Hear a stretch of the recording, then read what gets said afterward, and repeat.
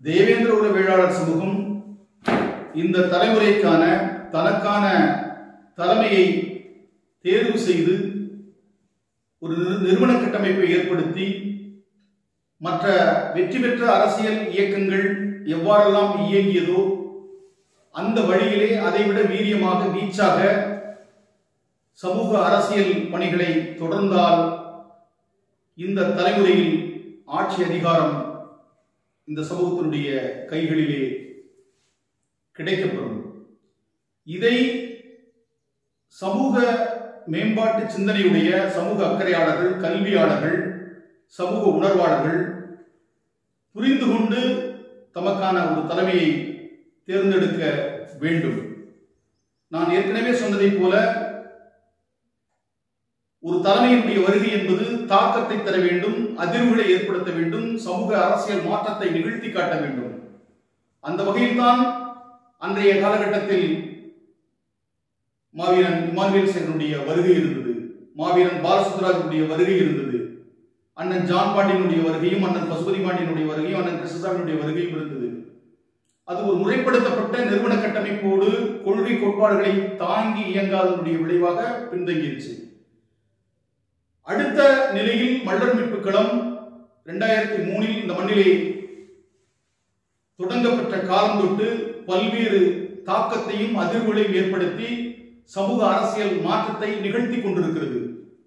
எல்லோருக்கும் தெரியும், மீண்டெடும் பாண்டியர் வரலாறு தடைக்கு முன் தடைக்கு பின் என்றுதான் சமகால வரலாற்றை நாம் பகுத்து பார்க்க முடியும். அந்த வகையில் உலகளாவிய ஒரு அறிவு புரட்சியை ஏற்படுத்தி இன்றைக்கு பல்லர்கள் தான் பாண்டியர்கள் என்று நிறுவி இந்த சமூகத்தினுடைய மரபை பெருமையை மீட்டெடுத்த இயக்கம் மல்லர் மீட்பு களம். அவ்வாறே பட்டியல் வெளியேற்றம் என்கிற கருத்தியலை நாடுதழுவிய அளவிலே வளர்த்தெடுத்த ஒற்றை இயக்கம் மல்லர் மீட்பு களம்.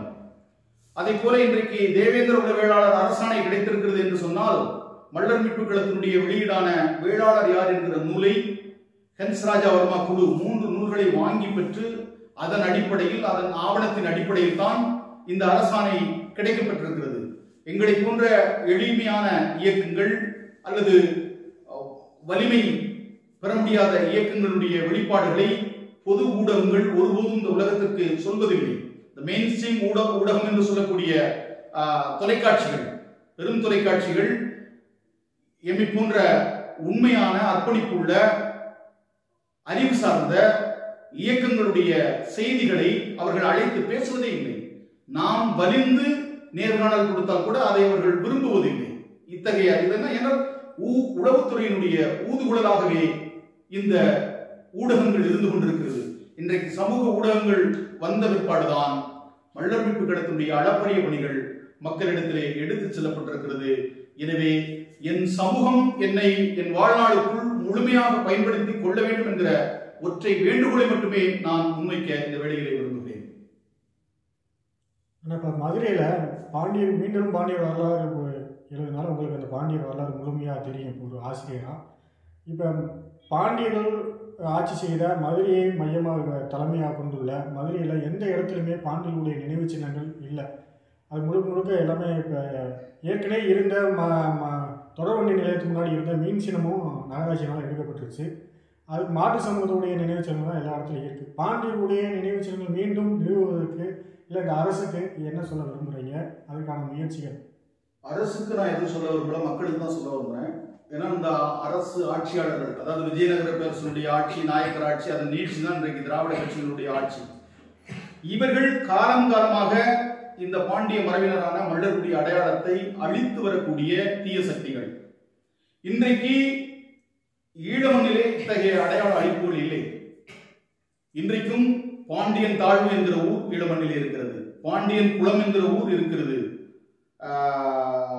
மல்லன்குளம் என்கிற ஊர் இருக்கிறது, பாண்டியர் கோட்டை என்கிற ஊர் இருக்கிறது ஈழமண்ணிலே. அதே போல நாம் இன்றைக்கு இருந்து கொண்டிருக்கக்கூடிய இந்த கண்டமனூர், இங்கே அதனுடைய குளத்துக்கு பேர் மல்லன்குளம், ஆவணங்களிலே அது பதிவு செய்யப்பட்டிருக்கிறது. நீங்க சேரநாடு என்று சொல்லக்கூடிய நம்முடைய இன்றைக்கு இருக்கக்கூடிய இடுக்கி மாவட்டத்துக்கு எடுத்துக்கிட்டீங்கன்னால் அங்கே தமிழருடைய அடையாளங்கள் அப்படியே தமிழ் பெயர்கள் அப்படியே பாதுகாக்கப்பட்டிருக்குது. இன்றைக்கு முல்லை பெரியாருக்கு மேலே கேட்டீங்கன்னா இங்கே வண்டி பெரியாருங்கிற ஊர், தேவிகுளம், பீர்மேடு, நெய்யாற்றின்கரை, மூணாறு, அதுபோல மறையூர். மறையூர் பக்கத்தில் வந்து பள்ளர் நாடுன்னு ஒரு ஊர் இருக்குது. ஈழமண்ணிலே பள்ளன் கோட்டைங்கிற ஊர் இருக்குது. சேர நாட்டிலே பள்ளர் நாடு என்கிற ஊர் இருக்குது. ஆனால் இந்த பாண்டியர் நாட்டில், குறிப்பாக நாம் அமர்ந்து பேசிக் கொண்டிருக்கக்கூடிய தேனி மாவட்டத்தில், இந்த கண்டமநாயக்கனூர் என்று சொல்லக்கூடிய ஊரினுடைய முந்தைய பெயர் வள்ளல் நதி.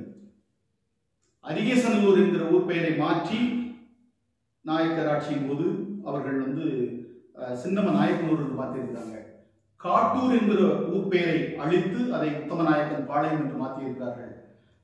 தென்காசை என்று, தென்காசை பள்ளுன்னு ஒரு பள்ளி இலக்கியமே இருக்குது. அந்த தென்காசை என்கிற ஊரை வந்து மறைத்துத்தான் கோடி நாயக்கனூர் என்று மாற்றியிருக்கிறார்கள். இப்படி இந்த மாவட்டத்திற்குள், தேனி மாவட்டத்தில் பார்த்தீங்கன்னா கண்டம், கும்பிநாயக்கன்பட்டி, திம்மிநாயக்கன்பட்டி, அரசக நாயக்கனூர் என்று தமிழ்நாட்டில் எடுத்துக்கிட்டோம்னா 1000க்கும் மேற்பட்ட பெயர்களை நாம் வந்து பயணங்களின் போதெல்லாம் பார்க்க முடியுது. இது வந்து திட்டமிட்ட அடையாள அழிப்பு. அதனுடைய தொடர்ச்சியாகத்தான் கருணாநிதி வந்து சேர சோழ பாண்டியனுடைய போக்குவரத்து கழகத்தை அழிச்சார். சுந்தரலிங்க குடும்பனாருடைய போக்குவரத்து கழகத்தை வந்து அறிவிப்பது போல் அறிவித்து விட்டு, அதனால் ஒரு கழகத்தையும் திட்டமிட்டு உருவாக்கி அதை வளர்த்தெடுத்து விட்டு, இதனால் நான் வந்து அழிக்கிறேன்னு சொல்லிட்டு சேர சோழ பாண்டியர் அடையாளத்தையும் சுந்தரலிங்க குடும்பனாருடைய போக்குவரத்து கழகத்தினுடைய பெயரையும் அடிச்சு சுப்பட்டு தெரியாம ஒரு நீண்ட நெடிய காலம், பன்னெடுங்காலம் கோலோச்சிய பாண்டியர்களுடைய அடையாளத்தை அழித்ததில் கருணாநிதிக்கும் திமுகவுக்கும் பெரிய பங்கு இருக்கு. எனவே அதனுடைய தொடர்ச்சியாக தான் இப்போ வந்து இந்த வேலைகளெல்லாம் வந்து செஞ்சுக்கிட்டு இருக்கிறாங்க. எல்லாத்தையும் அடிச்சுட்டு என்ன செய்யறாரு, அங்க வந்து வீரபாண்டிய கட்டவங்களுக்கு வந்து நினைவு கோட்டை கட்டுறாரு. வீரபாண்டியன்னா யார் பேரு? கெட்டிபொம்மலு நாயுடு தான் அவருடைய பேரு. பாண்டியருடைய பேரை எடுத்து உள்ள இணைச்சிக்கிட்டு ஒரு அரசியல் பண்றாங்க. திரைப்படங்கள் மூலமாக அதை மக்கள்கிட்ட கொண்டு போய் சேர்க்கிறாங்க. அவரை பாண்டியராக போலியாக கட்டமைக்க விரும்புகிறாங்க. விரும்பிட்டு அங்கே வந்து நமக்கு வந்து அங்கே அவங்களுக்கு வந்து ஒரு நினைவு கோட்டை கட்டுறாரு. ஏன் பாண்டிய மன்னர்களுக்கு மதுரையில் ஒரு நினைவு கோட்டையை எந்த ஒரு ஆட்சியாளர்களும் செய்யவில்லை அப்படின்னா, இந்த நாட்டை ஆண்ட கருணாநிதியாக இருக்கட்டும், ஜெயலலிதாவாக இருக்கட்டும், எம்ஜிஆராக இருக்கட்டும், இவர்கள் அண்ணாதுரையாக இருக்கட்டும், இவர்கள் யாருமே தமிழர்கள் கிடையாது அப்படிங்கிறது தான். இந்த முல்லை பெரியாறுல பிரச்சனை இருக்குன்னா அது எம்ஜிஆர் தொடங்கி வச்சதுதான். எம்ஜிஆர் காலத்திலிருந்து அந்த இது இருந்துகிட்டு இருக்கு. ஜெயலலிதா காலத்தில் இருந்தது, கருணாநிதி காலம், இன்னைக்கு வந்து மு க ஸ்டாலின் காலத்திலிருந்து தீர்வு இல்லாமல் இருக்குது. இதுக்கு காரணம் என்பது இவர்கள் தமிழர்கள் கிடையாது அப்படிங்கிறது தான். அதனால தமிழர் அல்லாதவர்கள் ஆளுகிற போது தமிழருடைய அடையாளங்கள் வந்து அழிக்கப்படும். இன்றைக்கு வந்து 981 கோடியில வந்து பேனாவை கொண்டு போய் கடல்ல வைக்கணுன்றாரு. ஏன் இந்த நாட்டிலே ராஜராஜ சோழனுக்கு வந்து ஒரு நினைவு கோட்டை கட்டவில்லை எந்த ஆட்சியாளர்களும்? ஏன் பாண்டியர்களுக்கு ஒரு நினைவு கோட்டை கட்டவில்லை? கட்ட மாட்டார்கள். அவர்கள் அழிக்கத்தான் பார்ப்பார்கள். எனவே மதுரை என்பது பாண்டியர்களுடைய தலைநகரம். அதை வந்து சிலப்பதிகாரமும் நெடுநல்வாடையும் நம்ம திருமுருகாற்றுப்படையும் வந்து மல்லன் மூதூர் என்றும், மதுரை மாநகர் என்றும், மல்லன் பேரூர் என்றும் அதை வந்து போற்றுது. அது மல்லருடைய தலைநகரம். எனவே இதை பாண்டிய மரபினரான மல்லர்கள் புரிந்து கொண்டு நம்முடைய அடையாளத்தை வந்து மீட்டெடுப்பதற்கான முயற்சியில் ஈடுபடணும். மீன்ஸ் இந்த தமிழ்நாடு முழுவதும் சுவடு தெரியாம, ஏன் பாண்டிச்சேரி எதற்கு பேர் மாத்திரம் புதுச்சேரின்னு? பாண்டியர்களுடைய நினைவே தமிழர்களுக்கு வரக்கூடாது. தமிழர்களுக்கு வரக்கூடாது. எங்கிருந்தாலும் அதை வந்து ஒழிப்பார்கள். ஆனால் இவர்களால் மறைக்க முடியாது. ஏனால் உலக அளவில் பாண்டியர்கள் ஆட்சி செய்த சுவடுகள், கிரேக்கத்தில் வந்து கவுண்டியா பள்ளர் என்கிற பாண்டியன் ஆண்டதை ஐயா ஒரிசா பால் அவர்கள் வந்து நமக்கு வந்து சுட்டி காட்டியிருக்கிறாரு. அந்த வரலாற்றை தோண்டி எடுத்து கொடுத்திருக்கிறாரு. சீனாவில் பாண்டியர்களுடைய பெயர்கள் வந்து பல ஊர்கள் இருக்குது. உலகம் முழுவதும் நூற்றுக்கணக்கான பாண்டியர்களுடைய பெயரை தாங்கிய ஊர்கள், குடும்பம் காராடி என்கிற பெயர் தாங்கிய ஊர்கள், மல்லன் பள்ளன் என்கிற பெயர் தாங்கிய ஊர்கள். ஆஸ்திரேலியாவில் வந்து பள்ளமல்லாங்கிற ஒரே ஒரு ஊர் இருக்குது. அதனால உலகத்தை ஆண்டவர்கள் இந்த பாண்டியர்களான பள்ளர்கள் என்பதற்கு அந்த வரலாற்றை எந்த திராவிட கட்சியினராலும் வந்து மூடி மறைத்து விட முடியாது. பாண்டியர்களுடைய மல்லர்களுடைய அடையாளங்கள் மீட்டெடுக்கப்படும். தமிழ் நிலத்தில் தமிழர் ஆட்சி, பாண்டிய மரபினருடைய ஆட்சி நிறுவும் காலம் நெருங்கிவிட்டது. அதற்கான வெளிப்பாடுதான் தமிழ் தேசிய அரசியல் எழுச்சி.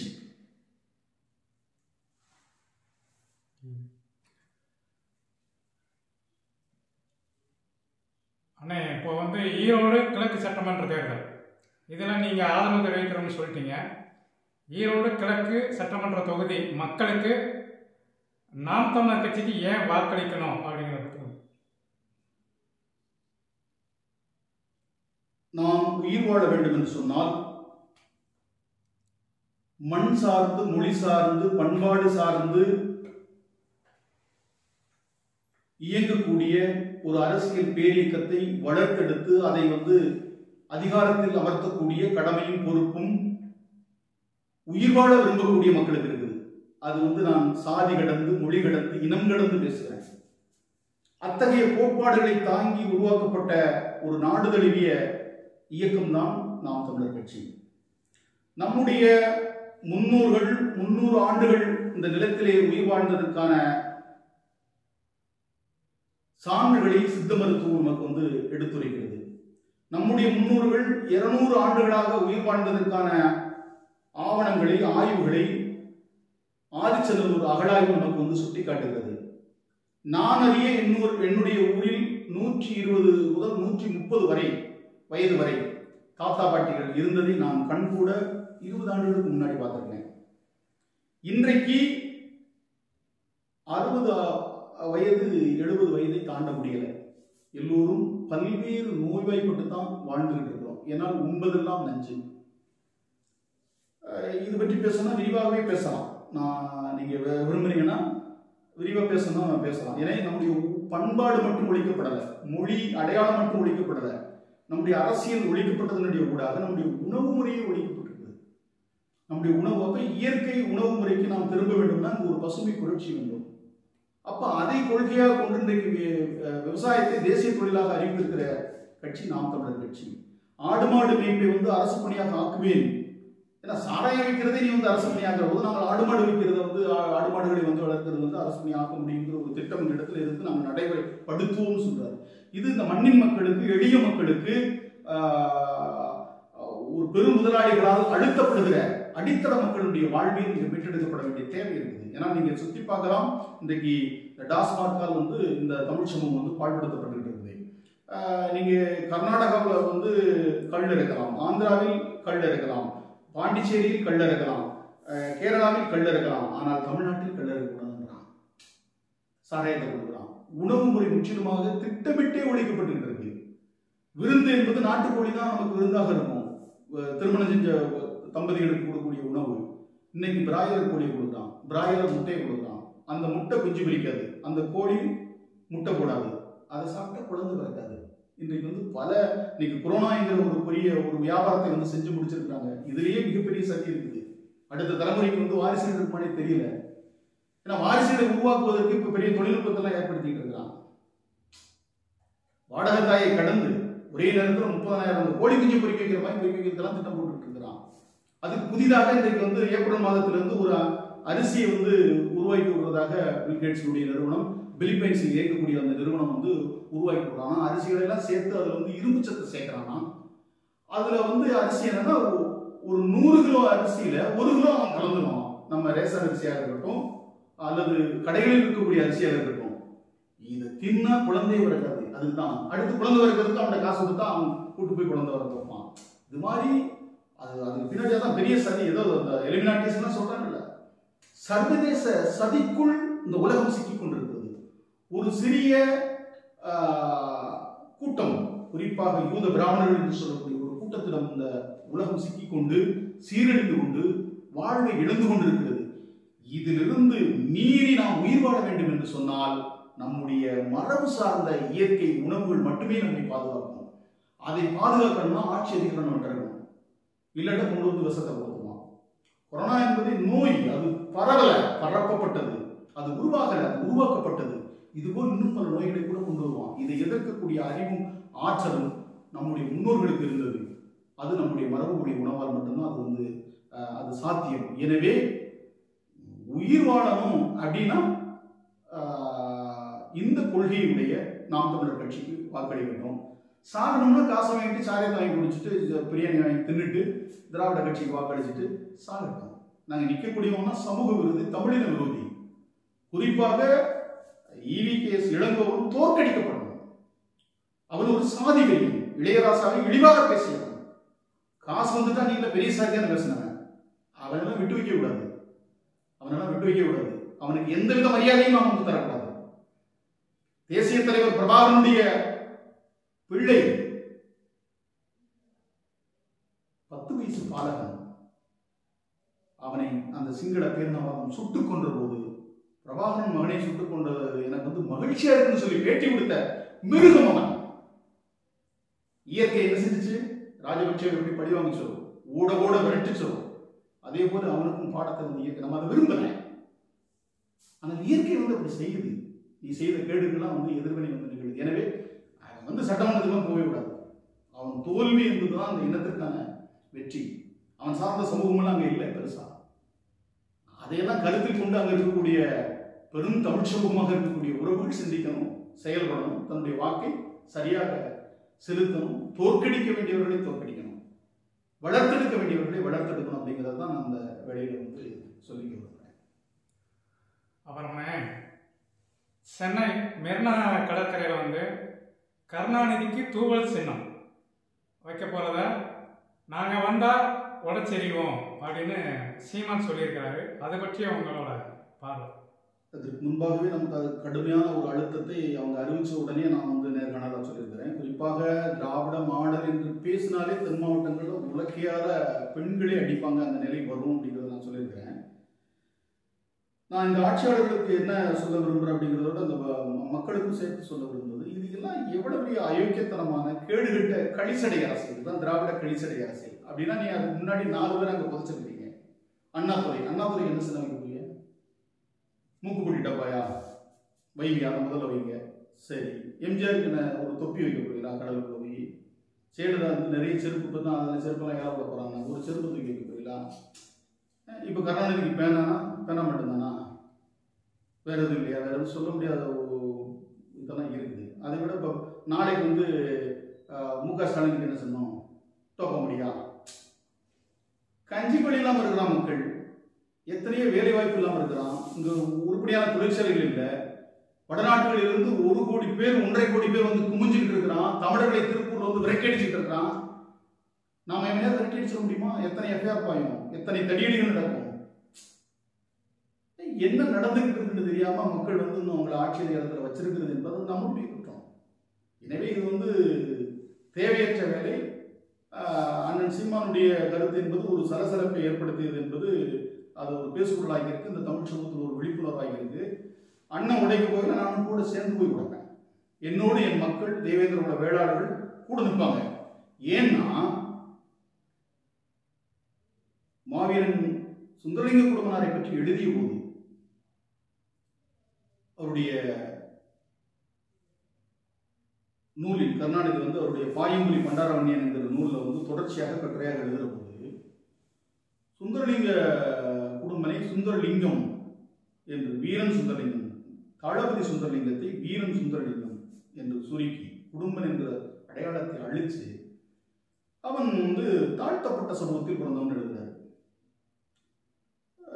நாங்கள் கேட்கிறோம், தேவேந்திர குல வேளாளர்கள் தாழ்த்தப்பட்டவர்கள்னா இசை வேளாளர்கள் உயர்த்தப்பட்டவர்களா? உங்களுடைய பண்பாடு என்ன, எங்களுடைய பண்பாடு என்ன, உங்களுடைய குலத்தொழில் என்ன, எங்களுடைய குலத்தொழில் என்ன, இதெல்லாம் பேச முடியுமா? சரி, அதற்கு எதிர்ப்பு வந்த உடனே அடுத்த தொடர்ச்சியில வந்து தேவேந்திர குல வேளாளர் சமூகத்தில் பிறந்தவன் சுந்தரலிங்கம் எழுதுகிறான். அது கண்டுக்கிறாம அதுக்கப்புறம் கடந்து போகும்போது அடுத்த தொடர்ச்சியில ஆதி திராவிட சமூகத்தில் பிறந்தவன் சுந்தரலிங்கம். இப்படி பல முறை அறிக்கையும் விட்டது கருணாநிதி. தெரியாத திராவிடங்கிற சொல்லே தமிழ் மொழியில் இல்லைங்கிற போது ஆதி திராவிட சொல்ல எங்கிருந்து வந்தது? அப்ப தேவேந்திர குல வேளாளர் சமூகத்தினுடைய அடையாளங்களை அழித்த பேனா கருணாநிதியுடைய அந்த கேடுகிட்ட பேனா.